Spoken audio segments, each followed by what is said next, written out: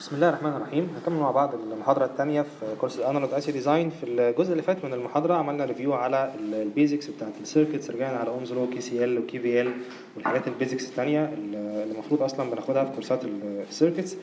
تعالوا دلوقتي بقى نعمل ريفيو سريع على السيستمز. هنتكلم على البلاس ترانسفورم، الفولز والزيروز، الفريكونسي ريسبونس، والفيرست اوردر سيستم والسكند اوردر سيستم.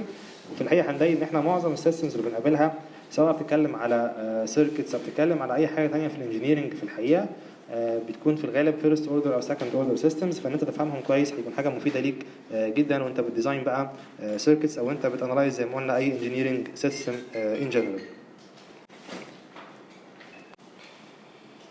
تعالوا نفتكر مع بعض كده لابلاس ترانسفورم. كان ايه اصلا؟ خلينا نروح للابلاس ترانسفورم. احنا عندنا السيستمز بتاعتنا في الغالب بنوصفها عن طريق ديفرنشال ايكويشنز، يعني زي ما كنا بنتكلم مثلا في الكاباستور، فالفاندامنتال ايكويشن بتاعت الكاباستور اللي هي الكيو بتساوي السي في الفي. لما تيجي تجيب الكرنت فبتفضل الايه؟ بتفضل التشارج. الاي هو تفاضل التشارج بالنسبه للتايم، فده بيديك ايه؟ فده بيديك سي دي في باي دي تي. فبتلاقي ظهر معاك على طول في المعادله بتاعتك تفاضل، وده بيخلي معظم الايكويشنز بتاعتنا سواء برضه بنتكلم على سيركتس او بنتكلم على سيستمز بتبقى عباره عن ديفرنشال ايكويشنز. طب انا عندي سيستم ديسكرايبد باوردينري ديفرنشال ايكويشن معينه، والسيستم ده انا مدخل عليه انبوت يو اوف تي وعايز اشوف الاوتبوت بتاعه اللي هو واي اوف تي. عشان اعمل الموضوع ده المفروض ايه؟ المفروض ان انا احل الديفرنشال ايكويشن. طبعا دي حاجه بتبقى صعبه جدا في معظم الاحيان، يعني عشان احل الديفرنشال ايكويشنز بيكون في بس سبيشال فورمز اوف ديفرنشال ايكويشنز هم ليهم حلول معروفه، والموضوع بيكون ماثيماتيكالي مرهق جدا. طب فالحل ان احنا نعمل ايه بقى؟ ان احنا ننقل نفسنا خالص من التايم دومين نروح لدومين تاني خالص اللي هو لابلاس دومين. لابلاس دومين بنحول الاوردينري ديفرنشال ايكويشن اللي هي بتوصف السيستم بتاعنا الى ترانسفير فانكشن. ترانسفير فانكشن دي بنديها رمز اتش اوف اس، بتكون بقى في اللابلاس دومين. وبحول برضو الانبوت سيجنال بتاعتي، باخد اللابلاس بتاع الانبوت سيجنال، فبدل ما هي عندي يو اف تي هتبقى يو اف اس، واديت الانبوت بتاعي برضو لابلاس دومين. ودلوقتي بقى سهل جدا ان انا اجيب واي اوف اس. طب ليه سهل ان انا اجيب واي اوف اس؟ لان في الحقيقه عشان اجيب واي اوف اس هي عمليه ضرب فقط لا غير، مش محتاج احل بقى ديفرنشال ايكويشن. انا هضرب اليو اوف اس بتاعتي في الاتش اوف اس بتاعتي، يطلع معايا ايه؟ يطلع معايا الواي اوف اس اللي هو الاوتبوت بتاعي. طب دلوقتي الاوتبوت بتاعي موجود في لابلاس دومين، وانا اصلا كنت عايز الاوتبوت في التايم دومين، الحاجه اللي هي مينينجفول بالنسبه لي. اعمل ايه؟ اعمل بقى دلوقتي العمليه العكسيه، اجيب الانفرس لابلاس ترانسفورم. خد بالك هنا عندي ماينس 1، انا هجيب هنا الانفرس لابلاس ترانسفورم عشان اروح اجيب الايه؟ الواي اوف تي اللي هي الاوتبوت اللي انا كنت عايزه. فان انا الف بقى اللفه دي كده اسهل بكتير من ان انا اروح احل ديفرنشال ايكويشن، وعشان كده بنستعمل لابلاس ترانسفورم زي ما قلت في تقريبا كل فروع الانجينيرنج. طبعا لو فتحت اي كتاب بقى بيتكلم على بلاس ترانسفورم هتلاقي فيه جداول كده بتقول لك الايه ترانسفورمز المشهوره عشان تسهل عليك. فتعالوا نبص كده على اكتر حاجات احنا هنتعرض لها. لو عندك حاجه اكسبوننشال تو ذا باور اوف اي تي، الاكسبوننت بتاعك اي تي، لما توديها في لابلاس ترانسفورم تديك حاجه بالمنظر ده. خد بالك الايكويشن دي انا عندي هنا في الدينومينيتور اس ماينس اي، لما اجي اخد الدينومينيتور ده واسويه بالصفر زي ما هنعرف دي بنسميها البولز بتاعت الترانسفير فانكشن او البولز بتاعت السيستم. فالدينومينيتور هيساوي الصفر امتى؟ هيساوي الصفر لما الاس تساوي الاي. فبالتالي بنقول ان انت لو انت عندك بول الاس بتساوي الاي، ده معناه ان انت في التايم دومين هيبقى عندك كومبوننت اي تو ذا باور اوف اي تي. ما تنساش بقى الايه، ما تنساش الموضوع ده. خد بالك طبعا ان لو الاي دي سالب ده معناه ايه؟ معناه ان الاكسبوننشال ده هيكون ديكينج، والعكس لو الاي موجب ده معناه الاكسبوننشال هيكون جروينج. من الحاجات برضو اللطيفه ان التكامل في التايم دومين بيتحول في البلاس دومين الى ديفايدنج باي اس، والتفاضل في التايم دومين بيتحول في البلاس دومين لبرودكت باي اس. يعني بمعنى اخر البلاس دومين بيحول المعادله التفاضليه بتاعتي الى معادله جبريه، بيحول عمليه التكامل الى اسم على اس، وبيحول عمليه التفاضل الى ضرب في اس، فبالتالي بتخلص من المعادله التفاضليه وبحصل في الحقيقه على معادله جبريه. تو سيجنالز مشهورين جدا بنتعامل معاهم اللي هم الامبلس اللي هو دلتا تي، والستاب اللي هي يو اوف تي. طبعا الامبلس لو انا عندي تايم دومين بالشكل ده معناه ان انا عندي امبلس كده عند الزيرو تايم، والستيب معناها ان انا ببدا من الزيرو تايم ببقى بواحد، وبعد كده بكمل ايه؟ بكمل بواحد بالشكل ده. لابلاس ترانسفورم بتاع الامبلس ببساطه بواحد، فلما تاخد لابلاس بتاع الامبلس هيديك واحد، ولابلاس ترانسفورم بتاع يو اف تي بيديك 1 اوفر اس. من الحاجات اللطيفه برضو ممكن تاخد بالك منها ان في الحقيقه الستيب هي تكامل بتاع الامبلس. عشان كده لما انا كملت الامبلس اكني قسمت على اس، فاكن الواحد ده اتقسم على اس فاداك هنا 1 اوفر ايه، فاداك هنا 1 اوفر اس. من مميزات بقى لابلاس ترانسفورم ان انا اقدر اجيب منه الامبلس ريسبونس بتاعت السيستم والستيب ريسبونس بتاعت السيستم بطريقه مباشره. يعني لو انا عندي سيستم كده وحولته لابلاس دومين فبوصفه دلوقتي بالترانسفير فانكشن اتش اوف اس، وزي ما قلنا المفروض ان اتش اوف اس دي هي عباره عن ايه؟ هي عباره عن الاوتبوت بتاعي، ولكن الاوتبوت هسميه واي اوف اس على الانبوت بتاعي، ولكن هسميه اكس اوف اس. طيب فلو الانبوت بتاعي ده اللي هو انا سميته اكس اوف اس ده عباره عن امبلس، فانا بسمي الاوتبوت بتاعي الامبلس ريسبونس بتاعت الايه؟ الامبلس ريسبونس بتاعت السيستم. طب هتبقى هي ايه الامبلس ريسبونس بتاعت السيستم؟ احنا قلنا من شويه صغيرين ان في الحقيقه في البلاس ترانسفورم انا بعمل عمليه ضرب، ولو الانبوت بتاعي هو امبلس اهو، لو انا عايز اجيب الامبلس ريسبونس فهدخل اليونت بتاعي عباره عن يونت ايه؟ عباره عن يونت امبلس. البلاس ترانسفورم بتاعها بكام؟ بواحد، فبالتالي انا هضرب الايه؟ هيبقى الانبوت بتاعي بواحد في الحقيقه، فهلاقي ان واي اوف اس هتبقى هي شخصيا اتش اوف اس. فبقول ان الامبلس ريسبونس بتاعت السيستم هي الترانسفير فانكشن بتاعت السيستم. طب لو عايز اجيب الستيب ريسبونس بتاعت السيستم برضه هتبقى عمليه ضرب. الستيب بتاعتي اللابلاس بتاعها عباره عن ايه؟ عباره عن 1 اوفر اس، فمعناها ان انا عايز اضرب 1 اوفر اس في الترانسفير فانكشن بتاعت السيستم، هيبقى الستيب ريسبونس بتاعتي هي 1 اوفر اس مضروبه في اتش اوف اس. يعني لو خدت الترانسفير فانكشن بتاعت السيستم قسمتها على اس ده هيديك الايه؟ الستيب ريسبونس بتاعت السيستم. طب تعالوا نشوف بقى الترانسفير فانكشن دي ونشوف ازاي بنحسب بقى البولز والزيروز بتوعها. ان جنرال هتلاقي ان الترانسفير فانكشن بتاعتك عباره عن بولينوميال على بولينوميال. البولينوميال اللي فوق ده بنسميه النيوميريتور واللي تحت ده بنسميه الدينومينيتور، كل واحد منهم فانكشن اوف اس.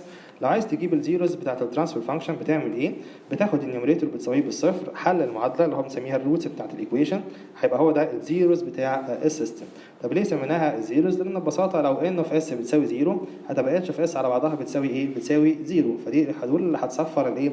اللي هتصفر الترانسفير فانكشن بتاعتي، او النقط اللي هتصفر الترانسفير فانكشن بتاعتي. طب البولز بتاعت السيستم بنجيبها ازاي؟ بناخد الدينومينيتور بتاع السيستم اللي هو دي اوف اس، وعلى فكره الدينومينيتور ده بنسميه الكاركترستيك ايكويشن بتاعت السيستم. ولو انت بتحل ديفرنشال ايكويشنز في الحقيقه فانت بتاخد الايكويشن دي وتحلها برضو في طريقه حل ديفرنشال ايكويشنز يعني. المهم بتاخد الدينومينيتور وتساويه بالصفر، حل المعادله دي اللي هي الروتس بتاعت المعادله دي هي اللي بنسميها البولز بتاعت السيستم. يعني ايه البولز بتاعت السيستم؟ خد بالك ان لو الدينومينيتور بيساوي صفر ده معناه ان اتش اوف اس هتروح للايه؟ هتروح للانفينيتي. عشان كده بنقول ان الزيروز اتش اوف اس بتروح للزيرو، والبولز اتش اوف اس بتروح للايه؟ بتروح للانفينيتي. الفيزيكال سيستمز اللي احنا بنقابلها بقى في حياتنا، البولز والزيروز بتوعك بيكونوا دايما يا اما ريل يا اما بيكونوا كومبلكس كونجوجيت. يعني تعالوا نبص كده على المثال اللي عندنا. طبعا بنيجي نرسم البولز والزيروز بنرسمهم في الاس بلين. الاس بلين ده بنقول ان الاس هي ان جنرال رقم كومبلكس بتساوي سيجما بلس جي اوميجا. سيجما ده الريل كومبوننت والجي اوميجا ده الايماجينري كومبوننت. فبنحط الريل بارت بتاع الاس على الاكس اكسس ونحط الايماجينري بارت بتاع الاس على الواي اكسس ونروح نحط بقى البولز والزيروز. لو عندي بول بحط رمز اكس، ولو عندي زيرو بحط ايه؟ بحط رمز زيرو. فانا عندي هنا ترانسفير فانكشن. الترانسفير فانكشن عباره عن نيوميريتور زي ما قلنا على دينومينيتور. المعادله بتاعت النيوميريتور زي ما احنا شايفين كده هي سكند اوردر ايكويشن، وطالما هي سكند اوردر يبقى هتديك 2 زيروز. والمعادله بتاعت الدينومينيتور هي ثيرد اوردر ايكويشن، انا عندي هنا اس تكعيب، وطالما هي ثيرد اوردر يبقى هتديك 3 بولز. فبنعمل فاكتورايزيشن اهو، فعندي اهو ظهر معايا 2 زيروز بتوعي وظهر معايا 3 بولز بتوعي اهو، وابدا اروح اوقعهم بقى على الاس بلين.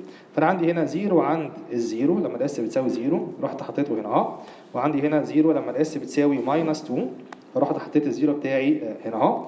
البولز بتاعتي بقى عندي بول ريل، في بول هنا اهو لما الاس بتساوي ماينس 3 رحت حطيته هنا اهو، حطيت اكس عند الايه؟ عند البول.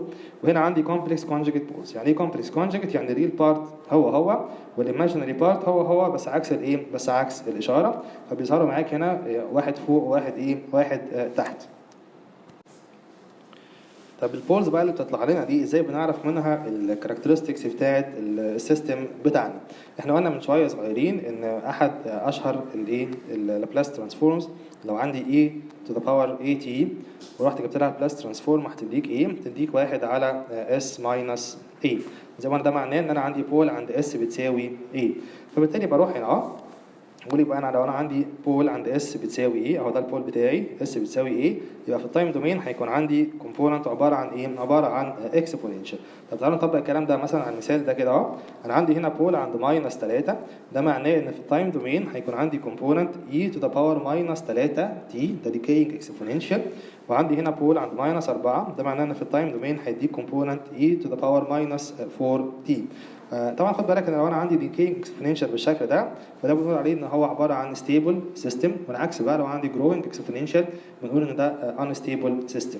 طب لو عندي كومبلكس كونجوجيت بولز، يعني لو انا عندي بولز بالشكل ده كده، البولز هيبقى ليها ايماجينري كومبوننت. يعني خد بالك لما اجي بقى احولها للتايم دومين هيكون عندي e to the power j اوميجا t، في الحقيقه هيكون عندي الايماجينري كومبوننت في البول بتاعي، واحنا عارفين ان e to the power j اوميجا ممكن افكها لساين وكوساين، فبالتالي هيكون عندي ايه، فبالتالي هيكون عندي اوسيليشن بالشكل ده.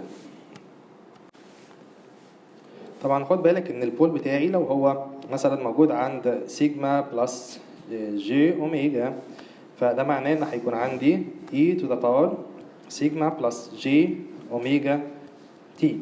لو خدت e to the power سيجما بره كده اهو، فده بنسميه ده الانفلوب بتاع الايه، بتاع الاوسيليشن، و e to the power j اوميجا t دي هتبقى هي الاوسيليشن نفسها. فانا عندي هنا انفلوب بتاع الاوسيليشن ده بيتحدد على اساس الريل بارت اللي موجود عندي في البول بتاعي، وبعدين عندي هنا اوسيليشن بفريكونسي معينه دي بتتحدد بقى على اساس الايه، الايماجينري بارت اللي موجود عندي في الايه، في البول بتاعي. خد بالك ان الانفلوب هنا ديكينج انفلوب، الانفلوب ده بيحصل له ايه، بيحصل له ديكينج، وعن تايم بانفينيتي ده هيروح لايه، ده هيروح للزيرو، فبالتالي ده ستيبل سيستم. هو فيه اوسيليشن بس هو ستيبل سيستم. امتى السيستم يكون انستيبل؟ لو الاوسيليشن دي جروينج زي ما هنشوف دلوقتي. طبعا انا عندي هنا سيجما هي كمان مضروبه في تي، طبعا زيها زي الايه، زيها زي الجي اوميجا. فاللي هيفرق في الحقيقه ما بين هل السيستم بتاعي ستيبل ولا ان ستيبل هو هل البولز موجوده في الليفت هاف بلين ولا موجوده في الرايت هاف بلين. لو البول بتاعك موجود في الليفت هاف بلين زي المثال ده وزي المثال ده، فمعناها ان انت هيبقى عندك ديكينج اكسبوننشال زي ما قلنا. ديكينج اكسبوننشال يعني يكون عندك حاجه e to the power ماينس سيجما t، حيث سيجما هنا انا بفترض ان هي رقم ايه، بفترض ان هي رقم موجب. طيب لو رحت بقى للايه، للناحيه الثانيه، لو انا عندي البولز بتاعتي في الرايت هاف بلين اهو، لو البولز هنا اهو، او لو المثال ده اللي هو التو كومبلكس كونجوجيت بولز، ده معناه ايه؟ معناه انا هيكون عندي جروينج اكسبوننشال بالشكل ده. جروينج اكسبوننشال ده بنقول عليه انستيبل سيستم. طب ايه التعريف اللي هو الفورمال بقى بتاع الستيبل سيستم؟ بنقول الستيبل سيستم هو بيبو سيستم. يعني ايه بيبو سيستم؟ يعني الباوندد انبوت بيديك باوندد اوتبوت. لو ده مش صحيح يبقى السيستم بتاعك unstable. لو الباوندد انبوت بيديك unbounded output يبقى ده كده unstable system. طب هو فين الانباوندد اوتبوت؟ اقول لك خد بالك ان الترانسفير فانكشن دي اصلا في الحقيقه هي زي ما قلنا الامبلس ريسبونس بتاع السيستم. يعني لو انا مدخل هنا الدلتا اوف تي اللي هي الايه، اللي هي الامبلس بتاعي، المفروض ان انا هشوف الاوتبوت هنا في الحقيقه هو الانفرس لابلاس ترانسفورم بتاع مين، بتاع اتش اوف اس نفسها. الاتش اوف اس هي الامبلس ايه، هي الامبلس ريسبونس. فدلتا تي دي اللي هي الامبلس بتاعي ده باوندد انبوت. فلو انا لقيت ان الاوتبوت بتاعي unbounded يعني بيقعد يجرو بالشكل ده، سواء هو ريل فبيجرو بالطريقه دي، او سواء هو imaginary فعندي جروينج اوسيليشن كده، في الحقيقه اللي انا شايفه هنا ده جروينج اوسيليشن، الانفلوب بتاعي بيجرو والاوسيليشن بتجرو، يبقى انا كده عندي unbounded input unbounded output نتيجه لباوندد input. فبالتالي بنقول ان لو البولز بتاعتك موجودين في الرايت هاف بلين، الرايت هاف بلين اللي هو طبعا الجزء ده كده، انا بقسم البلين بتاعي لجزئين رايت وليفت، ده كده الرايت هاف بلين، بنقول ان انت السيستم بتاعك هيكون انستيبل. لو العكس بقى، لو البولز موجودين في الناحيه الشمال دي اللي هي بنسميها الليفت هاف بلين، يبقى هيبقى السيستم بتاعك ستيبل. خد بالك طبعا ان اللي بيحدد الاستابيليتي في الحقيقه هي البولز بتاعت السيستم مش الزيروز بتاعت السيستم.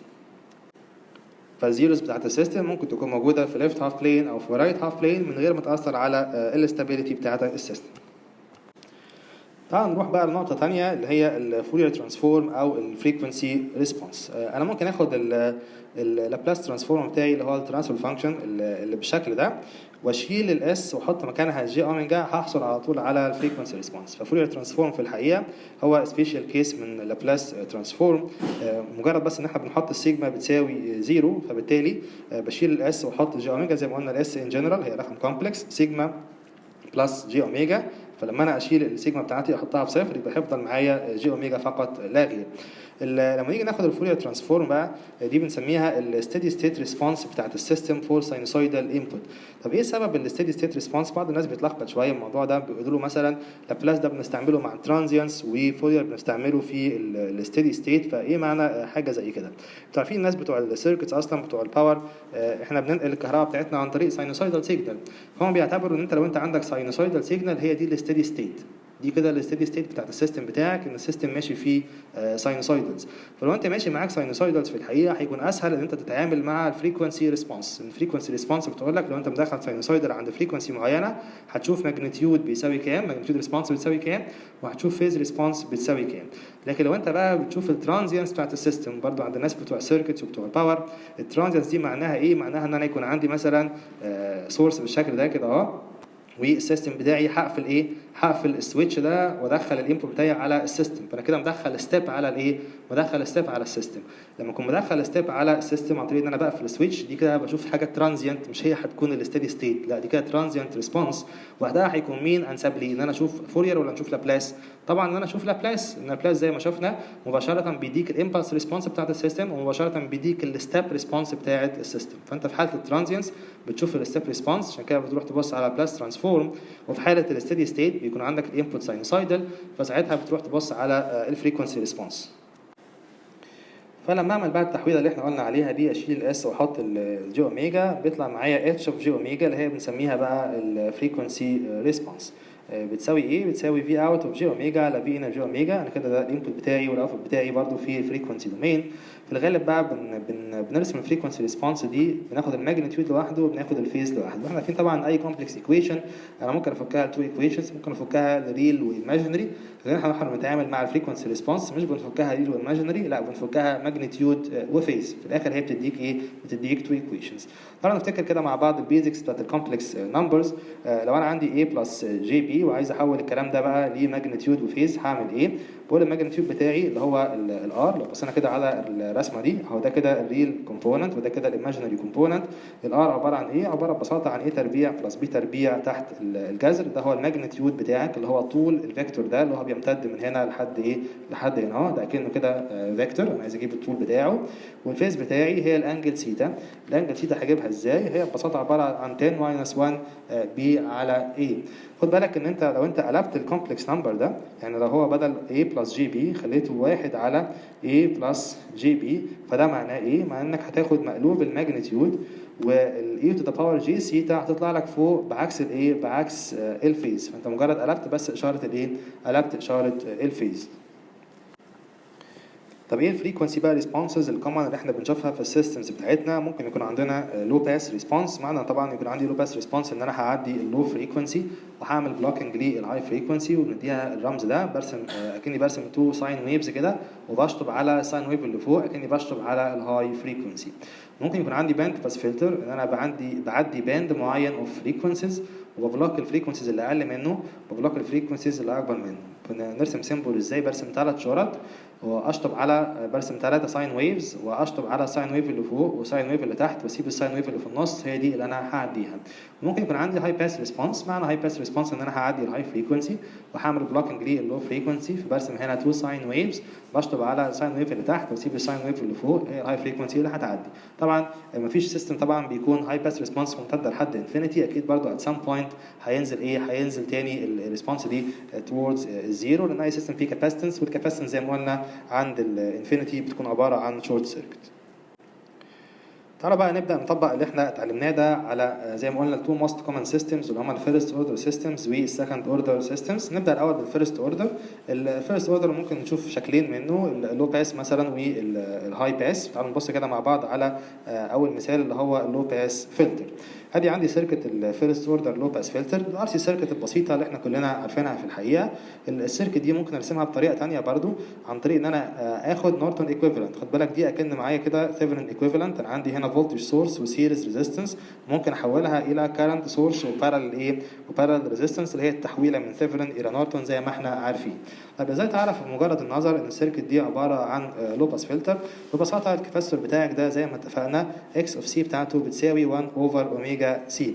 فدايما لما يكون عندك اي سيركت او اي سيستم في الحقيقه وانت عايز تعرف الريسبونس بتاعته، اسهل حاجه انك تبص على السبيشال كيسز او تبص على الاكستريمز، والموضوع ده في الحقيقه هنستعمله في الكورس بتاعنا في كذا سيركت وفي كذا بوينت ثرو اوت الكورس. فتعالوا كده نبص على الاكستريمز بتاعتنا. ايه هي الاكستريمز؟ اول اكستريم تكون معايا اوميجا صغيره قوي، تاني اكستريم تكون معايا اوميجا كبيره قوي. لو معايا اوميجا صغيره قوي اوميجا بزيرو فور اكزامبل، هتبقى اكس اوف سي بانفينيتي، وقتها هيكون الكاباستور ده اكنه مش موجود خالص، وقتها هيكون الفي اوت بتساوي الفي ان، يبقى بالتالي اللو فريكونسي هتعدي زي ما هي مش هتتاثر خالص.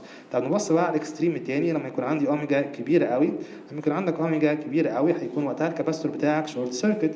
يعني ايه الكاباستور عباره عن شورت سيركت؟ معناها ان هو هيشد الفي اوت دي ناحيه الجراوند، فبالتالي مش هشوف اي اوتبوت عندي، وبالتالي انا هعمل بلوكنج للايه الهاي فريكونسي، وبكده انا عرفت ان هو هيبقى لو باس فلتر.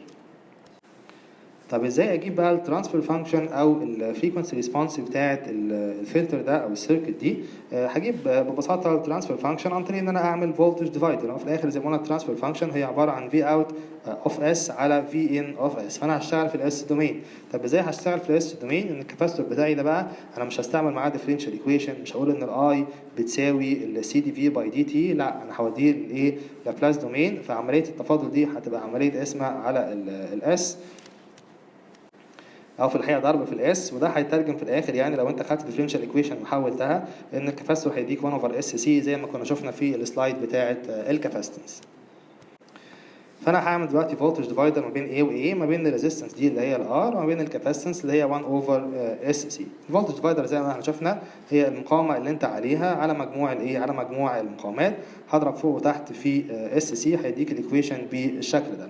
بناخد بقى البرودكت بتاع الار والسي ده وبنسميه ايه؟ بنسميه التايم كونستنت بتاع الدايره، وبنديله رمز التاو، ده هو التايم كونستنت بتاع السيركت بتاعتنا اهو. التاو بتساوي الار في السي، وطبعا ما تنساش ان التايم كونستنت ده هيبقى اليونتس بتاعته بالتايم، هيبقى سكندز، فالار في سي دايما بتديك يونتس اوف سكندز. مقلوب التاو ده بنسميه ايه؟ بنسميه الكات اوف فريكونسي او الكورنر فريكونسي او البول فريكونسي، وهنشوف الاسماء دي كلها جايه منين. فالاوميجا بتساوي 1 اوفر ار سي. وما تغلطش في الموضوع ده بقى، في ناس كتير بتتلخبط في الحكايه دي. ساعات بعض الناس يتلخبط يقول ان الاوميجا بتساوي ار في السي، طبعا ده غلط. ما تنساش ان الاوميجا دايما هي 1 اوفر ار سي. الار سي ده تايم كونستنت، مقلوبه هو انجولار فريكونسي. فده كده بالنسبه لي الترانسفير فانكشن. لو عايز اجيب بقى الفريكونسي ريسبونس هشيل الاس واحط مكانها جو اوميجا، ده كل اللي انا هعمله. ممكن في الحقيقه اخد الفاينل اوتبوت ده كده الفاينل فورم دي واشيل الاس واحط جو اوميجا على طول. وممكن بقى من الاول خالص بدل ما كنت اقول ان الكاباسيتور 1 اوفر اس سي كنت اقول ان الكاباسيتور 1 اوفر جي اوميجا سي. انا كده شغال في الايه؟ شغال في الفريكونسي دومين. فبرضه هيبقى عندي فولتج ديفايدر ما بين 1 اوفر جي اوميجا سي وما بين الايه وما بين الار بالشكل ده. برضه هبسط المعادله هتديك الايه؟ هتديك الفورم ده. وزي ما قلنا مقلوب بقى التاو هو ايه؟ مقلوب التاو هو الاوميجا سي، وانا هنا شلت الاس وحطيت مكانها جي اوميجا. عشان اجيب البولز بقى بتاعت السيستم بتاعي هعمل ايه؟ هاخد الدينومينيتور ده واسويه بالصفر، او لو خدت الدينومينيتور ده اللي هو الجزء ده كده اهو وسويته بالصفر هيطلع معاك ايه؟ هيطلع معاك ان الاس بتساوي ماينس 1 اوفر تاو. يعني الاس اللي هو البول بتاعك بيساوي ماينس اوميجا سي، عشان كده بنسمي الاوميجا برضو هي البول فريكونسي. طب هل السيستم ده فيه زيروز؟ تعالوا كده نبص مع بعض. لو انا خدت النيوميريتور وسويته بالصفر هل المعادله دي ليها حل؟ لا طبعا ما لهاش حل، وبالتالي بقول ان السيستم ده ما فيهوش زيروز. ولكن في الحقيقه المفروض ان السيستمز يكون النمبر اوف بولز بيساوي النمبر اوف زيروز. فالزيرو بتاع السيستم ده موجود فين؟ تعالوا كده نفكر مع بعض تاني. احنا بنقول ايه هو تعريف الزيرو؟ كنا بنقول ان تعريف الزيرو هي الحاجه اللي هتخلي الترانسفير فانكشن بتاعتك بزيرو، ده المفروض تعريف الزيرو. ومعنى ان الترانسفير فانكشن بزيرو معناها ان الفي اوت هيبقى بيساوي صفر. طب تعالوا كده نبص على الدايره بتاعتنا. امتى الفي اوت يساوي صفر؟ الفي اوت هيساوي صفر في حاله واحده في الحقيقه، لو الكاباستور ده بقى شورت ايه؟ بقى شورت سيركت. طب امتى الكاباستور يكون شورت سيركت؟ لما الاوميجا تندس تو ايه؟ تندس تو انفينيتي. فبقول ان السيستم ده في الحقيقه هو فيه زيرو، بس الزيرو ده موجود فين؟ الزيرو ده موجود عند الايه؟ موجود عند الانفينيتي. لكني برضه بقول دي 1 اوفر اس سي، لما الاس تندس تو انفينيتي هيبقى الكاباستور عباره عن شورت سيركت، فالزيرو موجود عند الانفينيتي، عشان كده انا مش بشوفه، مش هيأثر على الفريكونسي ريسبونس بتاعتي ولا على الترانسفير فانكشن. زي ما قلنا بقى الفريكونسي ريسبونس بتاعت السيستم دي برسمها في شكل ماجنتيود وفيز. فهاخد الماجنتيود هيبقى عباره عن ايه؟ هيبقى عباره عن الريل تربيع بلس الايماجينري تربيع تحت الايه؟ تحت الجذر.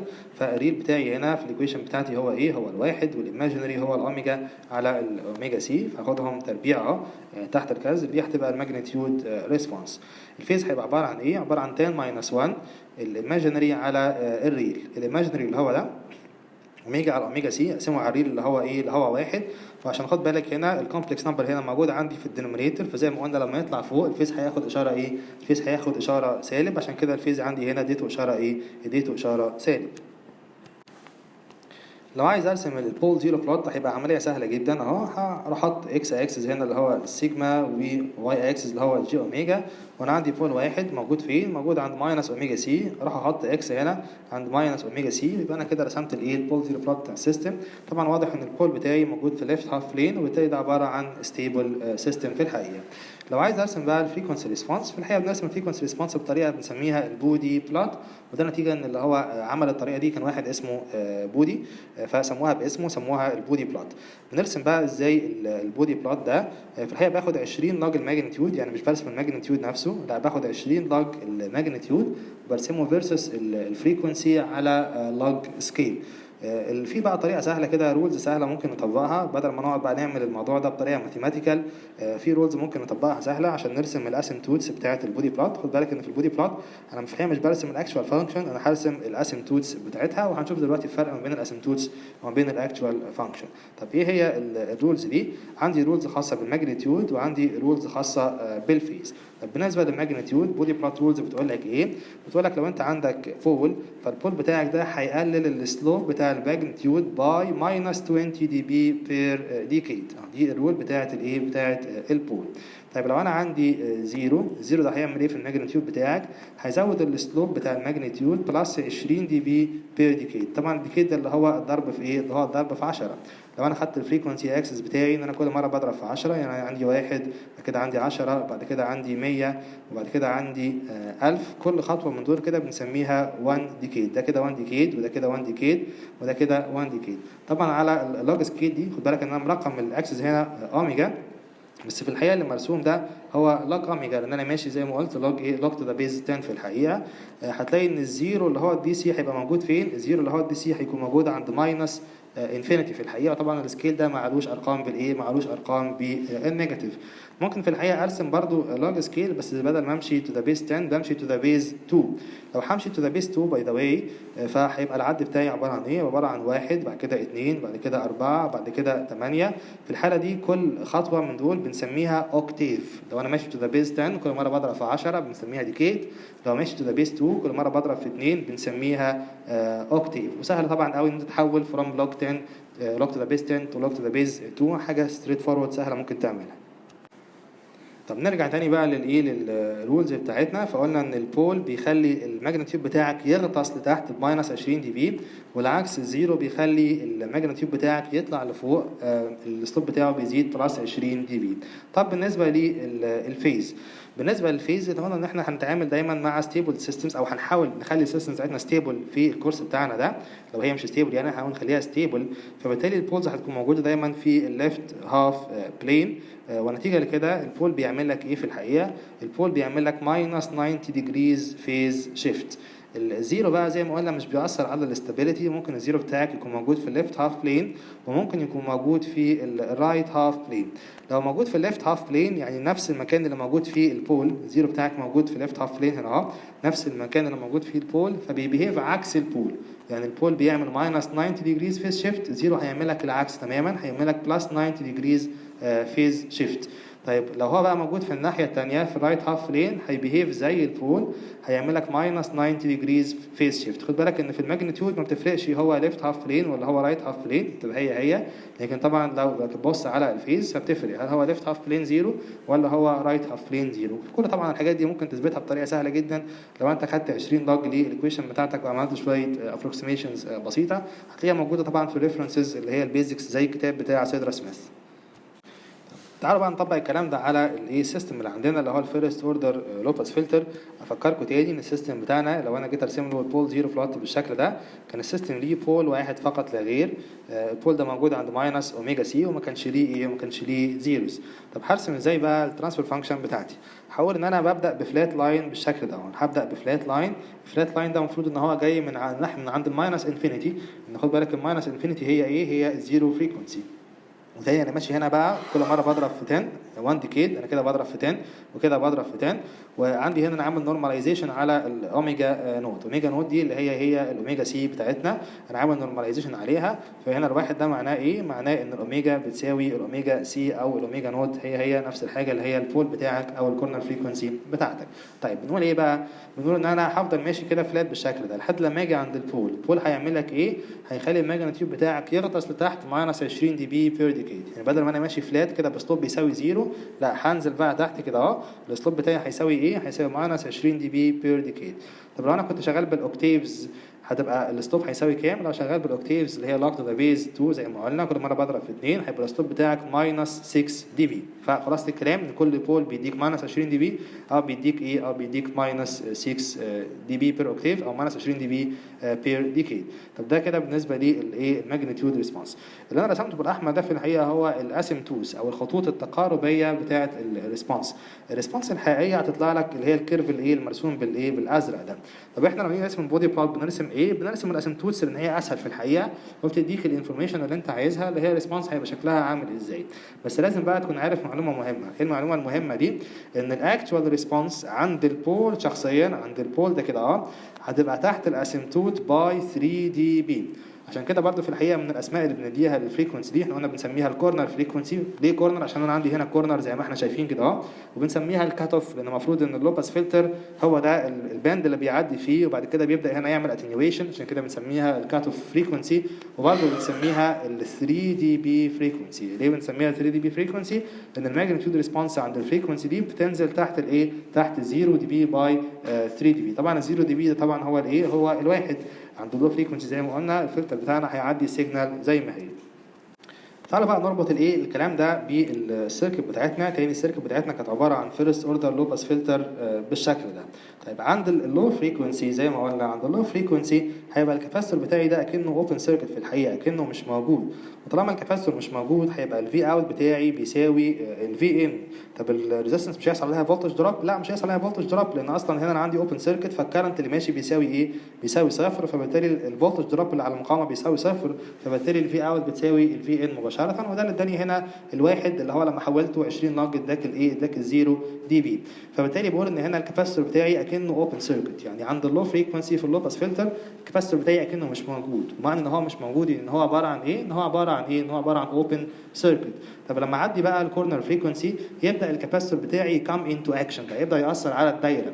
طب ياثر على الدايره ازاي؟ هيبدا يبقى ليه امبيدنس صغيره ويشد الاوتبوت بتاعي ده ناحيه الايه؟ ناحيه الجراوند. عايز يشد الاوتبوت ناحيه الجراوند. فبالتالي بلاقي ان الريسبونس بتاعتي عماله تغطس لحد لما توصل للزيرو عند الانفينيت فريكونسي. طب تعالوا بقى نبص دلوقتي على الايه؟ على الفيز ريسبونس. الفيز ريسبونس بتاعتي هتبقى عباره عن ايه؟ انا هبدا من الزيرو ديجريز او هبدا من الزيرو ديجريز عادي خالص كده وبعد كده بقول ان انا البول بتاعي بيعمل ايه؟ بيعمل ماينس 90 ديجريز فيز شيفت. طب هل الماينس 90 ديجريز دي بتنزل مره واحده؟ لا في الحقيقه مش بتنزل مره واحده. لو انت رسمت الاكتوال في الحقيقه فيز ريسبونس فهي بتطلع 10 ماينس 1 فانكشن. و10 ماينس 1 فانكشن بيكون ليها شكل الخط الازرق اللي احنا شايفينه ده هنا فهي هتنزل جراديوالي من الزيرو لحد لما توصل لحد ماينس 90. طبعا هتوصل لماينس 90 ديجريز فعلا فين؟ عند الايه؟ عند الانفينيت، عند الاوميجا تندس تو انفينيتي. طب احنا عشان نقرب من الايه؟ من الكيرف بتاع 10 ماينس 1 ده برده باسيمتوتس سهله. بنعمل ايه؟ بنعمل 3 خطوط. ايه ال3 خطوط دول؟ بنيجي هنا ونعمل خط فلات بالشكل ده عند الايه؟ عند اللو فريكونسي. ونعمل خط برده فلات عند الماينس 90 بالشكل ده عند الايه؟ عند الهاي فريكونسي. فكان نوصل ما بين الاثنين ايه؟ بخط مستقيم. طب هوصل عند انهي نقطه؟ باجي عند البول بتاعي اللي هو 3 دي بي فريكونسي واقسمه على 10. خد بالك نعمل نورماليزيشن. اقسمه على 10 يعني اروح للبوينت 1 هنا فاخد اول نقطه واضربه في 10 اروح للنقطه دي كده وبعد كده اعمل بقى الخط بتاعي واوصل ما بين النقطتين دول بالشكل ده كده يبقى انا كده عملت ايه؟ يبقى انا كده عملت اسيمتوتس قريبه من الايه؟ قريبه من الاكتوال فيز ريسبونس. عند عند البول نفسه بتلاقي ان الفيس شيفت بيساوي كام؟ بتلاقي ان الفيس شيفت بيساوي ماينس 45 ديجريز. وده في الحقيقه الكلام اللي كان مكتوب عندنا هنا في التيبل بتاعنا، ان الاكشوال فيز عند البول بيساوي ماينس 45 ديجريز، وان الاكشوال ماجنتيود عند البول بيساوي ماينس 3 دي بي تحت الايه؟ تحت الاسنتود بتاعي.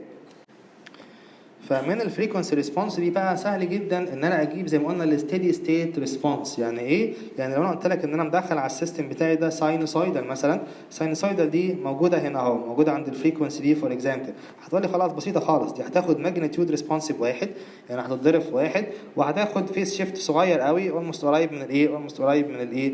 من الزيرو. فالموضوع هيبقى سهل بالنسبه لك جدا انك تقول لي ان السيجنال خدت ماجنتيود بكذا وخدت فيز بكذا. عشان كده في الحقيقه الناس بتوع الباور برضو لما بيتعاملوا مع السيركتس بتاعتهم بيدروب الفريكونسي خالص، ان هو عنده فريكونسي واحده بس، وبيتكلم دايما على فيزورز اللي هي عباره عن ماجنتيود وفيز، وما بيجيبش سيره الفريكونسي ان هي نفس الفريكونسي.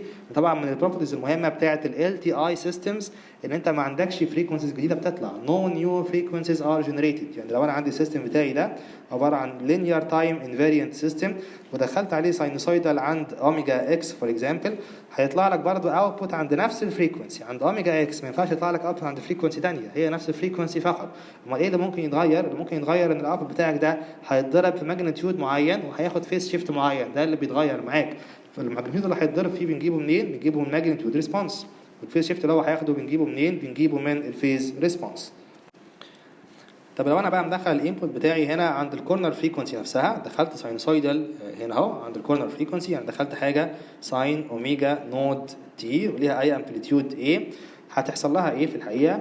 هيحصل لها ان هي الماجنتيود بتاعها هيقل ماينس 3 دي بي. ماينس 3 دي بي دي لو حولتها في الحقيقه للفولتج دومين هتلاقي ان هو بيتضرب في 1 اوفر روت 2، فيطلع لك في الاوت بتاعك مقسوم على روت 2، وهياخد فيس شيفت 45 درجه بالسالب، يعني هياخد فيس شيفت ماينس 45 ديجريز. يعني لو جيت على السيستم بتاعي ده كده اهو ودخلت عليه A ساين اوميجا نود تي، هيطلع ايه عندك في الاوتبوت؟ هيطلع عندك ايه على روت 2، هيقل الماجنتيود بتاعك وهيبقى ساين اوميجا نود تي ماينس 45 ديجريز. طبعا حولها بقى الباي عشان يبقى الايه؟ عشان يبقى الموضوع مظبوط. فده السبب بقى زي ما قلنا ان انا بتعامل مع فورير او الفريكونسي ريسبونس ان هي الستيدي ستيت ريسبونس. سهل بقى ان انا اتعامل مع الساين ويفز، والساين ويف زي ما قلنا احنا بنعتبرها هي دي الستيدي ستيت بتاعتنا. طب لو انا عندي بقى ترانزينس، يعني ترانزينس يعني ايه؟ يعني عندي امبلس او ستيب، بقفل سويتش في السيستم او بفتح سويتش، فده بيعمل لك امبلس او ستيب ريسبونس. ساعتها بقى لازم اروح ان انا اشوف ايه؟ لازم اروح اشوف لابلاس ترانسفورم، هو اللي بيساعدني ان انا اشوف الايه؟ الترانزينس بتاعه السيستم. طب هنشوفها ازاي؟ هرجع تاني افكرك بالبول زيرو بلوت بتاعنا اهو، السيجما على الاكس اكسس والجي اوميجا على الواي اكسس، وقلنا مع بعض ان السيستم بتاعنا ده ليه بول واحد بس فقط لا غير، البول ده موجود عند ماينس اوميجا سي اللي هي بتساوي ماينس 1 على تاو. لما قلنا ان الاوميجا سي هي مقلوب الايه؟ مقلوب التاو، والتاو ده اللي هو ايه؟ اللي هو الار سي او التايم كونستنت بتاع الايه؟ بتاع السيركت بتاعتنا. طب لو عايز اجيب بقى الامبلس ريسبونس، قلت لك ارسم لي الامبلس ريسبونس بتاعت السيستم، وقلنا مع بعض قبل كده ان الامبلس ريسبونس ما هي الا الايه؟ ما هي الا اتش اوف اس بتاعت السيستم. طب اتش اوف اس انا عندي هنا بول واحد بس، البول ده بيعمل لك ايه؟ هيديك كومبوننت زي ما اتفقنا، لو البول ده بيساوي ايه؟ لو قلت ان البول ده بيساوي ايه؟ هيديك كومبوننت اي تو ذا باور اي تي، بس البول ده مش بيساوي ايه؟ ده بيساوي ماينس 1 على تاو، فبالتالي هيديك كومبوننت اي تو ذا باور ماينس تي على تاو، حيث الايه بتاعتك دي بتساوي ماينس 1 على تاو. لو جيت ارسمها بقى في التايم دومين هرسم الامبلس ريسبونس. معنى الامبلس ريسبونس ان انا دخلت امبلس على السيستم بتاعي، هيطلع معاك ايه؟ يطلع معاك ديكينج اكسبوننشال بالشكل ده. ايه الديكينج اكسبوننشال ده؟ ده اي تو ذا باور ماينس تي على تاو، والتايم كونستانت بتاع الديكينج اكسبوننشال ده بيساوي ايه؟ بيساوي التاو اللي هي بتساوي الار في السي. طب لو عايز اجيب بقى الستيب ريسبونس هعمل ايه؟ موضوع بسيط خالص، هتاخد دي وتكملها، ما تكامل الامبلس ريسبونس هو اللي هيديك الايه؟ هو اللي هيديك الستيب ريسبونس بتاعتك. فلما تيجي تكامل دي هتديك ايه؟ هتديك، خد بالك ان انا ستيب ريسبونس يعني الانبوت بتاعي داخل ستيب بالشكل ده، هيطلع الاوتبوت عامل ازاي؟ هيطلع الاوتبوت بالشكل ده كده اهو، gradually بيابروتش الانبوت بتاعي with exponential decaying error، وبرضه هيكون التايم كونستانت بتاع الاكسبوننشال ده اللي هو التاو هيساوي الار في السي بتاع السيركت. طبعا ده هو التايم دومين، الاسود ده هو الانبوت بتاعي والازرق ده هو الاوتبوت بتاعي، ودي طبعا الريسبونس الشهيره بتاعت الفلتر ان انا بعمل gradual تشارجنج للكاباستور اللي موجود هنا. تعالوا نكرر بقى نفس الكلام بس هنستعمل بقى هاي باس فلتر المره دي. انا ما عملتش حاجه غير ان انا بدلت ما بين الكاباستور والريزيستور. ازاي برضو اعرف ان ده بيبيهيف از هاي باس فلتر؟ زي ما قلنا بص على الاكستريمز. الاكستريم الاولاني لو عندك اوميجا صغيره قوي قوي وقتها هيكون ايه؟ تاني افكرك ان الكاباستور ده عباره عن 1 اوفر اس سي او 1 اوفر جي اوميجا سي لو انا اشتغلت في الفريكونسي دومين. فلو اوميجا صغيره قوي هيكون الكاباستور بتاعك اوبن سيركت وساعتها الفي اوت بتاعتك هتند تو ايه؟ هتند تو زيرو. يبقى انا كده عملت بلوكنج لللو فريكونسي. والعكس لو اوميجا كبيره قوي هيبقى الكاباستور بتاعك اكنه شورت سيركت. لما الكاباستور يكون شورت سيركت يبقى الفي اوت تقريبا هيساوي الفي ان. يبقى انا كده بعمل باسنج الهاي فريكونسي. يبقى عرفت على طول ان ده عباره عن هاي باس فلتر. ان جنرال لما تلاقي ان عندك كاباستنس بتشنت الاوتبوت للجراوند فطبعا ده بيأكت از ايه؟ ده بيأكت از لو باس لان هو عند الهاي فريكونسي هيخلي الاوتبوت بزيرو. والعكس لو عندك كاباستنس بيوصل ما بين الانبوت والاوتبوت بالشكل ده كده اهو في الباث بتاع السيجنال، في السيجنال باث، السيجنال بتاعتي ماشي كده واخد بالك في السيجنال باث، فده هيأكت از هاي باس فلتر. برضو اقدر اجيب بقى اتش اوف اس بطريقه مباشره عن طريق ان انا اعمل فولتج ديفايدر بالشكل ده. وبرضو الار سي هسميها هنا التايم كونستانت تاو، واقدر اشيل الاس واحط مكانها جي اوميجا او اجيب فولتج ديفايدر بالشكل ده في الفريكونسي دومين. وبرضو هيبقى عندي الاوميجا سي اللي هي عباره عن 1 اوفر تاو. خد بالك ان انا هنا هيبقى عندي بقى بول وزيرو. البول في نفس المكان عند الاس بتساوي ماينس تاو، ماينس 1 على تاو لما انا اخد الدينومينيتور اساويه بالصفر. وهيبقى عندي بقى زيرو امتى؟ هيبقى عندي زيرو لما الاس تساوي ايه؟ لما الاس تساوي صفر. في السيستم بتاعي هنا في زيرو وفي ايه؟ وفي بول عند ماينس اوميجا سي. اقدر اجيب برضو الماجنتيود والفيز بتوع الايه؟ بتوع الترانسفير فانكشن بتاعتي او بتوع الفريكونسي ريسبونس. فادي الماجنتيود بتاعي. خدت طبعا الابسوليوت فاليو بتاعت النيوميريتور وجبت هنا الريل تربيع زائد الايماجينري تربيع تحت الجذر. وهنا انا عندي جزئين خد بالك. انا عندي الجزء اللي هو الجي اللي هنا دي اهو الجي. خد بالك الجي لما يكون عندك في الريل والايماجينري اكسس لو انت عندك حاجه بالشكل ده كده اهو وعندك فيكتور جي اهو ده كده فيكتور جي. ده الانجل بتاعته بتساوي كام؟ الانجل بتاعته بتساوي 90 ديجريز. فانا عندي كده 90 ديجريز اللي هي دي كده اهو ماينس الانجل اللي كانت موجوده بقى قبل كده من ساعه اللوباس فلتر اللي هي الانجل بتاعه الدينومينيتور هي ما اتغيرتش. جبتها عن طريق 10 ماينس 1 الايماجينري على الريل. لو عايز ارسم بقى الفريكونسي ريسبونس هنطبق نفس الرولز اللي احنا نفس الرولز اللي احنا قلناها قبل كده. هناخد بالنا ان انا عندي زيرو دلوقتي، والزيرو هيديك زي ما قلنا بلس 20 دي بي بير ديكيد بالنسبه للماجنتيود، وهيديك برضو بلس 90 ديجريز بالنسبه للفيز زي ما شفنا. طيب تعالوا كده نبص هنرسمها ازاي مع بعض. خد بالك ان انا الزيرو بتاعي كان موجود فين. لو جيت ارسم البول زيرو بلوت بتاعي اهو هرسم البول زيرو بلوت ده كده السيجما وده الجي اوميجا. فالزيرو بتاعي كان موجود عند الزيرو، كان موجود هنا اهو يعني عند الزيرو فريكونسي. والبول بتاعي كان موجود في نفس المكان بتاع المره اللي فاتت موجود عند الماينس اوميجا سي. خد بالك طبعا السيمبل بتاعت البول اكس زي ما قلنا والسيمبل بتاعت الزيرو زيرو. فلما اجي ابدا بقى رسم الفريكونسي ريسبونس بتاعتي المفروض ان انا اروح ابدا من عند الزيرو فريكونسي اللي هي زي ما اتفقنا موجوده عند الماينس انفينيتي. هروح عند الزيرو فريكونسي هلاقي مين اللي مستنيني؟ هلاقي هنا الزيرو مستنيني. هيعمل فيا ايه الزيرو؟ هيخليني اطلع لفوق من ساعه الماينس انفينيتي هطلع بسلوب بيساوي بلس 20 دي بي بير ديكيد. فانا طالع لفوق كده نتيجه الزيرو اللي موجود عند الزيرو اللي موجود عند الزيرو فريكونسي.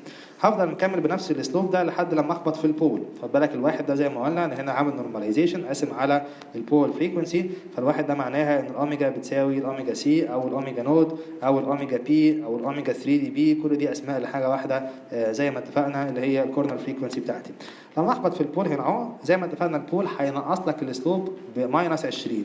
طب هو اصلا الاسلوب بتاعي بلس 20 لما يقل ماينس 20 معناه انه هيرجع فلات هيرجع فلات تاني. فبالتالي هيكمل فلات بالشكل ده. طبعا ده في الايديال كيس. طب تعالوا نبص كده على الفيز بتاعنا. برضو الفيز هيبدا بلس 90 ديجريز نتيجه للزيرو اللي موجود عند الماينس انفينيتي على اللوج سكيل اللي هو الزيرو فريكونسي. زي ما اتفقنا على اللوج سكيل هي موجوده عند الماينس انفينيتي لانك عشان توصل لزيرو بالشكل ده كل مره هقسم على 10 مش هوصل لزيرو غير عند الماينس انفينيتي. وبعدين عندي البول هينقص لي الفيز 90 درجه. فهنعملها ازاي؟ زي ما قلت هاجي بقى عند البول هنا اهو اروح اقسم البول ده على 10 واعمل نقطه هنا اهو اضرب البول ده في 10 واعمل نقطه هنا اهو. الفيس شيفت ده بيساوي كام؟ الفيس شيفت ده بيساوي ماينس 90 درجه. دول البول بتاعي عملهم لي. بعد كده ارسم الاسيمتوس بتاعتي اللي هو الخط ده والخط ده والخط ده. عند البول نفسه الفيس شيفت بيساوي كام؟ الفيس شيفت بيساوي ماينس 45 درجه. برضه لو جينا بقى نربط الكلام ده بالسيركت بتاعتنا انا عندي هنا ادي الكاباستور. تعالوا نرسمها كده برضه تاني. ادي الانبوت سيجنال بتاعتي وادي الكاباستور وادي الريزيستور وادي الفي اوت او ادي الار وادي السي. طيب عند الهاي فريكونسي زي ما اتفقنا الكاباستور بتاعك بياكت از شورت سيركت، يعني في الحقيقه ممكن اهمله اعتبره مش موجود، بياكت از شورت سيركت وبلاقي ان الاثنين بيساوي بعض، الفي اوت بيساوي الايه؟ بيساوي الفي ان.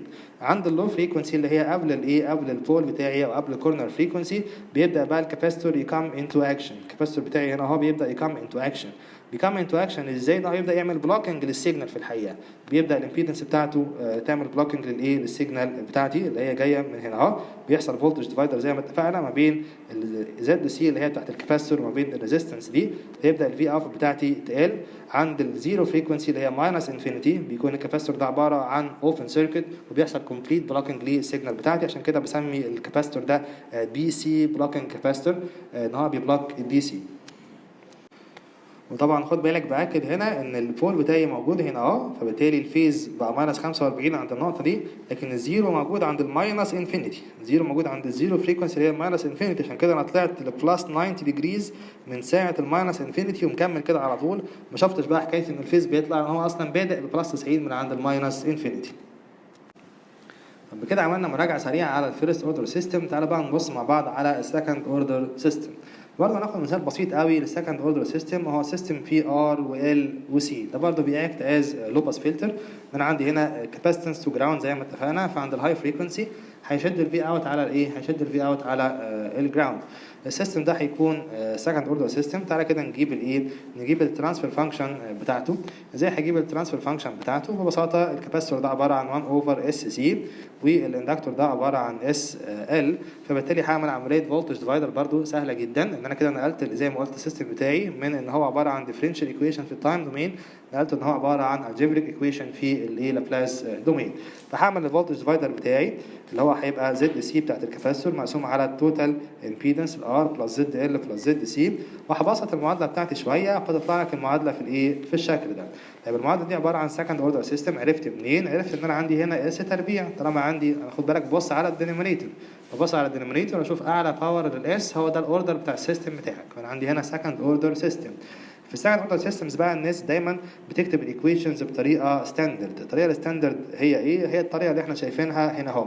بيعبروا عن السيستمز بتو بارامترز، بارامتر بنسميه الناتشرال فريكونسي اللي هي الاوميجا نود، بارامتر بنسميه الكواليتي فاكتور اللي هو الكيو.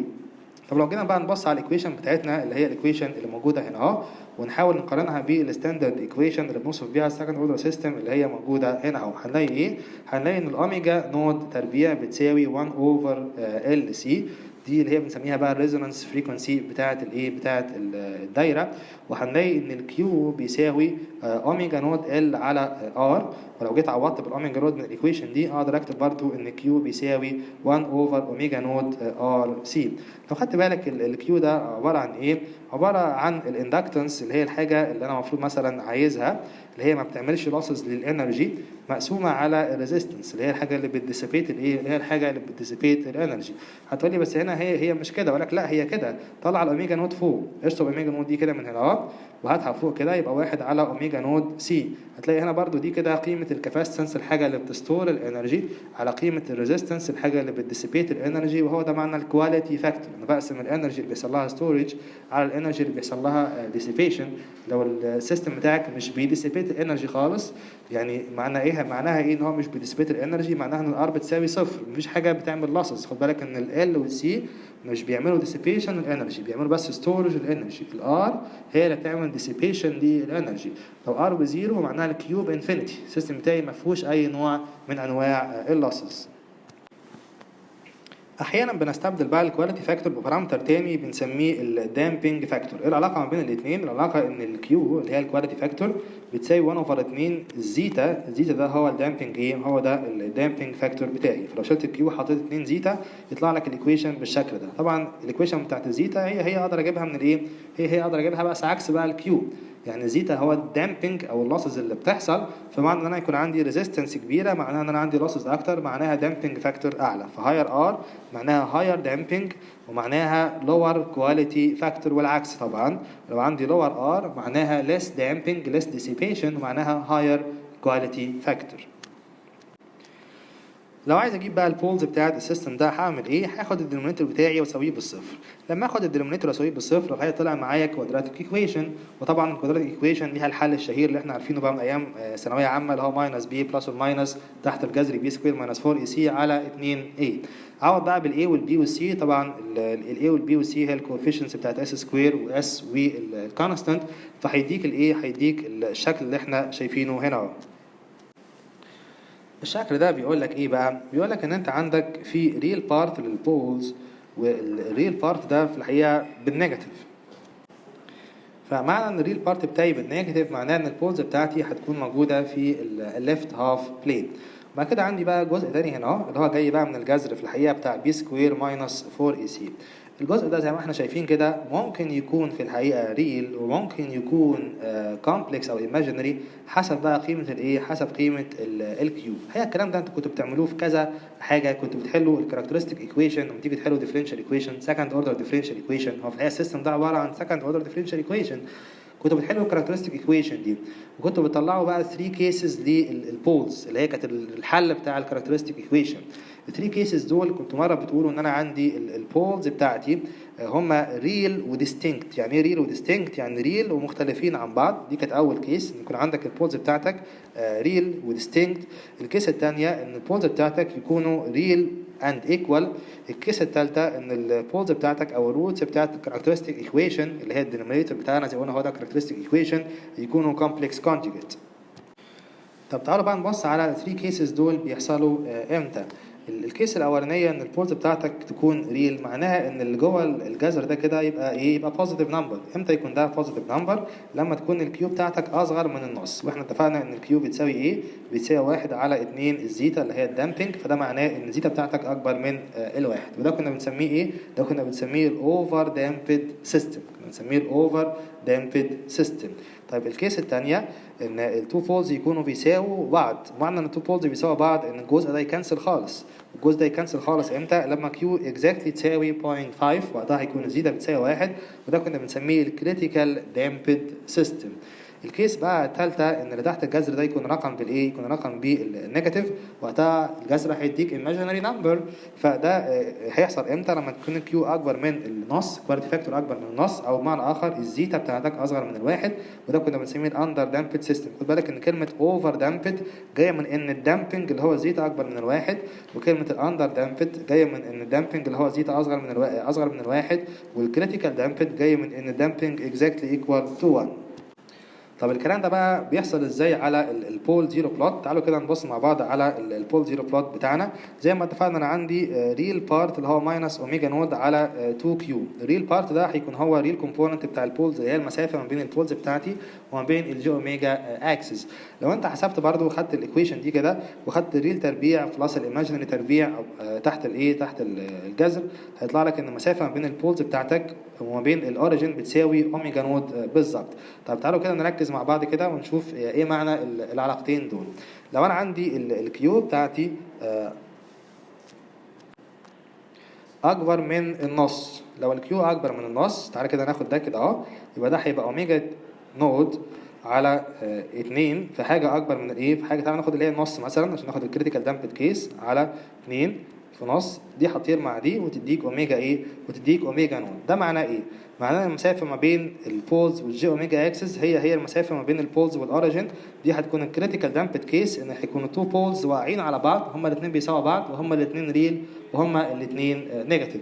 لو انا زودت الكيو شويه، زودتها عن النص، فانا هصغر المسافه دي كده اهو، دي هتبقى اصغر، ففي بول هيروح بقى عندك يبقى بالايه؟ يبقى ليه ايماجينري بارت بالبوزيتيف، وبول هيروح هنا يبقى ليه ايماجينري بارت بالنيجاتيف. لو العكس بقى الكيو بتاعتك اصغر من النص، هيكون البولز بتاعتك موجوده فين؟ هيكون في بول موجود هنا اهو، وهيكون في بول موجود ايه؟ هيكون في بول موجود هنا، وهيبقوا ديستنكت وهيبقوا ريل. فدي هي الثري كيسز بقى بتاعت الاوفر دامبد والكريتيكال دامبد والاندر دامبد. تعالوا بقى نبص على الموضوع من وجهه نظر الايه؟ من وجهه نظر الفريكونسي دومين ومن وجهه نظر التايم دومين. طب لو جينا نبص على الفريكونسي دومين، معنى ان الكيو زي ما قلنا تبقى اكبر من النص، ان انت هيبقى عندك اندر دامبد سيستم، يعني زيتا اصغر من الايه؟ زيتا اصغر من الواحد. ده هيترجم لايه؟ هيترجم في الحقيقه ان انت هتشوف بيكينج في الفريكونسي دومين. يعني ايه؟ طبعا نبص كده على الكيسز اللي عندنا دي. الاول انا عندي هنا كيو بتساوي 0.3، دي اصغر من النص، يعني انا كده عندي اوفر دامبد سيستم. هتلاحظ ان الماجنتيود هنا ايه؟ ماجنتيود ريسبونس صغيره. كل ما ازود الكيو كل ما الماجنتيود ريسبونس دي هتطلع لايه؟ هتطلع لفوق. عندي الكيو بتساوي 0.707 دي اللي هي 1 على جذر 2، بتبقى عندي ماكسيمال فلاتنس، يعني بيكون الماجنتيود بتاعي as flat as possible، دي بنسميها الماكسيمالي فلات ريسبونس. لو انا عليت عن 1/√2 هيبدا بقى يحصل بيكينج شويه. بيكينج شويه يعني ايه؟ يعني هيبقى الماجنتيود بتاعي عند قريب من الريزونانس فريكونسي اكبر من الماجنتيود بتاعي عند الايه؟ عند اللو فريكونسي. وكل ما هكبر الكيو بتاعتي كل ما البيكينج ده هيزيد. طب الكلام ده بيترجم ازاي في التايم دومين؟ تعالى كده نفكر مع بعض كده. دلوقتي زي ما اتفقنا مع بعض، لو البولز بتاعتي كانت موجوده ريل بالشكل ده كده فده معناها ان انا هيكون عندي كومبوننتس اي. لو مثلا عندي بول بالشكل ده مثلا واحد خالص عند الاي، زي ما اتفقنا هيكون عندي a to the power at، ولو الاي بالنيجاتيف هيكون الاكسبوننشال ده ديكينج وخلص الموضوع. لكن قلنا بقى لو هو اندر دامبد سيستم وعندي جزء كومبلكس كونجكت بالشكل ده، هيكون في عندي اوسيليشن. ده الاوسيليشن دي بنسميها رينجنج. الاوسيليشن اللي بتحصل في التايم دومين بنسميها رينجنج. فتعالوا كده نشوف مع بعض ايه اللي بيحصل في التايم دومين. لو رسمت كده التايم اكسس بالشكل ده كده وقلت ان انا هدخل ستيب، انا هدخل يونت ستيب وعايز ابص على الستيب ريسبونس. الاوفر دامبد سيستم هيكون عندي ايه؟ هيكون عندي تو بولز عباره عن ريل نمبرز ونيجاتيف بالشكل ده، فهيكون عباره عن ايه؟ هيكون عباره عن اكسبوننشال، فهيبقى بطيء خالص كده وماشي بالشكل ده. الكريتيكال دامبد سيستم هيبقى اسرع شويه، فالكريتيكال دامبد هيكون سريع شويه بالشكل ده. ده كده الكريتيكال دامبد. الاندر دامبد سيستم معناها ايه؟ معناها ان البولز ليها ايماجينري بارت. ايماجينري بارت يعني ايه؟ يعني هيكون عندي اوسيليشن بالشكل ده في الاوتبوت بتاعي. الاوسيليشن دي بنسميها ايه؟ بنسميها رينجنج. بقول ان انا عندي رينجنج في التايم دومين، او عندي كده رينجنج في التايم دومين. طبعا الرينجنج ده هيبقى الانفلوب بتاعه بيبقى ديكاينج انفلوب. ليه؟ لان الكومبلكس كونجكت بولز دول الريل بارت بتاعهم بالنيجاتيف، فبالتالي هم هيكون ليهم ديكاينج انفلوب بالشكل ده. فمعظم الاحيان الرينجنج ده بيكون حاجه انديزايربل، مش عايزين الرينجنج يحصل في السيستمز بتاعتنا. بسبب ايه؟ بسبب ان الرينجنج ده بيبطئ السيتلنج تايم. لما ادخل انبوت معين انا عايز الاوتبوت يسيتل للانبوت ده بسرعه. لما هو يعمل رينجنج بالشكل ده فبالتالي هياخد وقت طويل على بالة لما يسيتل للايه؟ للسيجنال او للليفل اللي انا عايزه. فدي اول مشكله. تاني مشكله ان الاوفر شوتس والاندر شوتس اللي بتحصل دي ساعات بتعمل انديزايربل بيهيفير في السيستم. ممكن تعمل لك اوفر فولتج مثلا، فولتج زياده عن اللزوم، يبوظ لك حاجه في الايه؟ في السيركت بتاعتك، او ممكن يعمل لك اي مشكله في السيستم. ففي معظم الاحيان مش بنكون عايزين الاوفر شوتس والاندر شوتس دي، ومش بنكون عايزين الرينجنج بيهيفير. هتلاقي في التكست بوكس بقى في هنا ايكويشن اقدر اجيب منها الاوفر شوت اللي بتحصل in terms of الكواليتي فاكتور اللي موجود عندي في السيستم بتاعي. طب تعالوا كده نفكر بقى ازاي نربط اللي بيحصل في الفريكونسي دومين باللي بيحصل في التايم دومين. كون ان انا اقول لك ان انا عندي بيكينج في الفريكونسي دومين بالشكل ده، معنى البيكينج ايه؟ معناها ان الفريكونسي اللي داخله عند القيمه دي بتاخد ماجنتيود عالي فبتكبر. يعني الفريكونسي هتكبر عن بقيه الفريكونسيز اللي في السيستم. معنى ان هي هتكبر معناها ان هي هتظهر لك في التايم دومين. هتظهر لك في صوره ايه؟ هتظهر لك في صوره الاوسيليشن دي. ما الاوسيليشن اللي انا شايفها دي كده هي الساينوسويدال اللي خدت الجين الكبير اللي موجود هنا بتاع الايه؟ بتاع البيكينج. عشان كده بنقول ان البيكينج في الفريكونسي دومين هو الايه؟ هو المناظر للرينجنج اللي بيحصل في الايه؟ في التايم دومين. فاحنا في معظم السيستمز بتاعتنا مش عايزين بيكينج في الفريكونسي دومين، ومش عايزين رينجنج في الايه؟ ومش عايزين رينجنج في التايم دومين. برضو من وجهه نظر الايه؟ الفريكونسي دومين البيكينج اللي موجود هنا معناه ان انا لو انا عندي نويز سيجنالز موجوده هنا، خد بالك النويز في معظم الاحيان بتكون موجوده في الايه؟ في كل الفريكونسيز. فده معناه ان النويز اللي موجوده هنا هتتكبر بجين كبير قوي، وبرضو دي حاجه انديزايربل انا مش عايزها. عشان كده برضو دي احد الاسباب ان احنا مش بنحب يكون السيستمز بتاعتنا يكون فيها بيكينج في الفريكونسي دومين. الاوفر شوتس بتبدا امتى؟ بتبدا من اول الاندر دامبد سيستم. اندر دامبد اللي هو زي ما قلنا الكيو اكبر من الايه؟ الكيو اكبر من النص. اما البيكينج الفريكونسي دومين بيتاخر شويه. ليه؟ لان انا عباده ما اوصل الاول الماكسيمالي فلات ريسبونس بقعد ايه؟ بحتاج كيو بيساوي 0.707. يعني مش من اول ما ازيد عن 0.5 يحصل بيكينج، لا انا بقعد الاول لحد لما اوصل للماكسيمال فلات ريسبونس، ولما ازيد بقى عن 0.707 يبدا يحصل بقى البيكينج في الفريكونسي دومين. خد بالك بقى ان لو السيستم بتاعي في الحقيقه هو اوسيليتور سيستم، ساعتها الكيو بتاعتي في الحقيقه بتساوي انفينيتي او بتند تو انفينيتي، ولما كيو تندس تو انفينيتي معناها ان المسافه ما بيني وما بين الجي اوميجا اكسس هتكون بزيرو، فده معناه ان انا هيكون عندي البولز بتاعتي موجوده على الجي اوميجا اكسس، وده في الحقيقه تعريف الاوسيليتور. يعني عشان يكون عندي سستيند اوسيليشن بيكون البولز بتاعتي موجوده على الجي اوميجا اكسس. طب دي هشوفها ازاي برضه في الفريكونسي دومين وفي التايم دومين؟ في الفريكونسي دومين هشوفها بقى ان البيكنج في الحقيقه هيمتد للايه؟ هيمتد للانفينيتي. فالفريكونسي اللي موجوده هنا اهو هتاخد جين بانفينيتي، فبالتالي هيطلع عندي اوتبوت ويزاوت انبوت اللي هو تعريف الايه؟ تعريف الاوسيليتور. وفي التايم دومين ده هيترجم لايه؟ في التايم دومين ده هيترجم ان انا هشوف سستيند اوسيليشن. وبكده نكون وصلنا لنهايه الريفيو بتاعنا على السيركتس اند سيستمز. بشكركم على حسن استماعكم، والسلام عليكم ورحمه الله وبركاته.